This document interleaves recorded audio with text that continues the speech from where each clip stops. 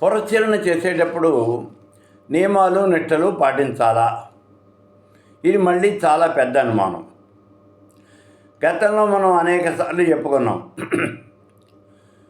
నియమనిష్టలతో పూజ చేసేవాడు గనక మంత్రజపం చేస్తే, అంటే నియమనిష్టలు పాటించేవాడు మంత్రజపం కనుక చేసినట్లయితే ఆ మంత్రం త్వరగా సిద్ధిస్తుంది. నియమనిష్టలతో కాలం గడిపేవాడు. అందుకే మనం ఏం చెప్తామంటే, సామాన్య మానవులు జపం చేసే కన్నా వేద పండితులు జపం చేస్తే ఆ మంత్రం త్వరగా సిద్ధిస్తుంది అంటాం. ఎందుకంటే వాళ్ళు ఎక్కువ నియమాలు నిష్టలు పాటిస్తారు కాబట్టి. వాళ్ళే ఎక్కర్లేదు, ఆ నియమాలు నిష్టలు మనం కూడా పాటించవచ్చు.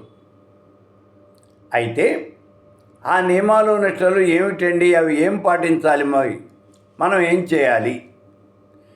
ఇక్కడ మనకి చెప్పేది ఏమిటి అంటే, మొట్టమొదటిగా ఏకభుక్తం, ఆహారం మీద నియంత్రణ అనేది ఉండాలండి. ఎందుకనంటే నువ్వు ఎక్కువగా తింటేనేమో నిద్ర వస్తుంది, తక్కువగా తింటేనేమో నీరసం వస్తుంది.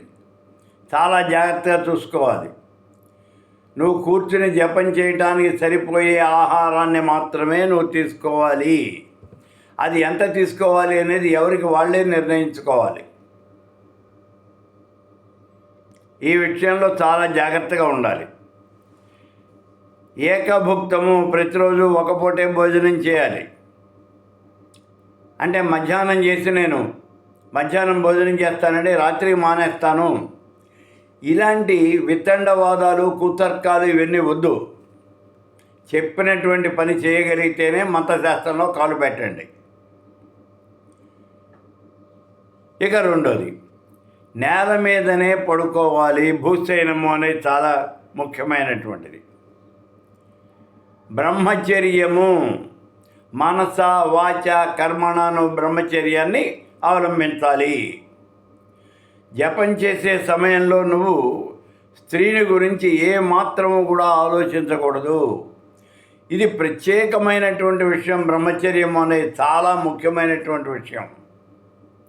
ఏమిటి అంటే, రతి క్రీడ, శృంగార సంభాషణలు, కామ వ్యవహారాలు ఇలాంటివి ఏవి కూడా అసలు పనికిరావు. మానవుణ్ణి నాశనం చేసేవి ఇవి. మనకి అవంటేనే ఎక్కువ ఇష్టం, నేను కాదనలేదు, కానీ వాటిని మనం కంట్రోల్లో పెట్టాలి.